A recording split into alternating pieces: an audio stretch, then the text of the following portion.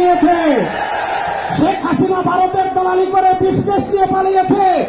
নতুন বাংলাদেশে ভারতের যারা দালালি করবে লুঙ্গি নিয়ে পালানোর জায়গা পাবেন না। সংগ্রামী সাথী বন্ধুগণ, আমরা স্পষ্ট ভাষায় বলতে চাই, এদেশের রাষ্ট্র ক্ষমতায় আমরা আর কোন চাঁদাবাজদেরকে দেখতে চাই না। এদেশের রাষ্ট্র ক্ষমতায় আর কোন টেন্ডারবাজকে দেখতে চাই না। এদেশের রাষ্ট্র ক্ষমতায় আর কোন ভারতের দালালকে দেখতে চাই না। ইসলামকে রাষ্ট্র ক্ষমতায় নেওয়ার জন্য প্রস্তুত আছেন না ইনশাআল্লাহ। ইসলামী আন্দোলনের মোহতারাম আমির পীর সাহেব চরমোনাই ঘোষণা দিয়েছেন, ইসলাম দেশ ও মানবতার পক্ষে এবার ভোটের বাক্সা একটা হবে ইনশাআল্লাহ।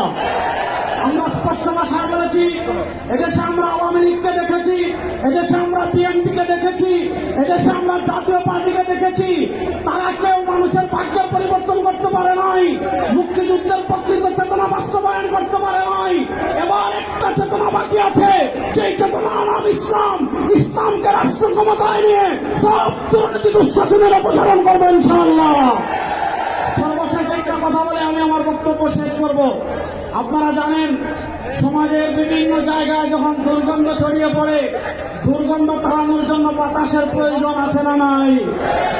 আমাদের রাজনীতিতে দুর্গন্ধ, আমাদের সংসদে দুর্গন্ধ, আমাদের বিচার ব্যবস্থায় দুর্গন্ধ, আমাদের অর্থনীতিতে দুর্গন্ধ।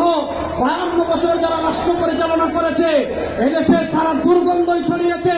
এই দুর্গন্ধকে দূর করার জন্য বাতাসের প্রয়োজন আছে। সেই পুরো বাংলাদেশে এবার বাতাস হবে হাত পাকা ইনশাআল্লাহ।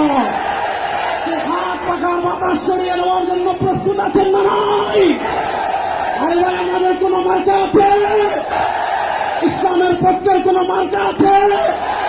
মুক্তিযুদ্ধের প্রকৃত চেতনার কোন মার্কা আছে? ভারতীয় আধিপত্যবাদ মোকাবেলার কোন মার্কা আছে? কোন সে মার্কা? সবাই বলো, এবার যাবে সারা বাংলায় বিশ্বের জন্ম নয়, শেখের জন্ম নয়, থাকবে।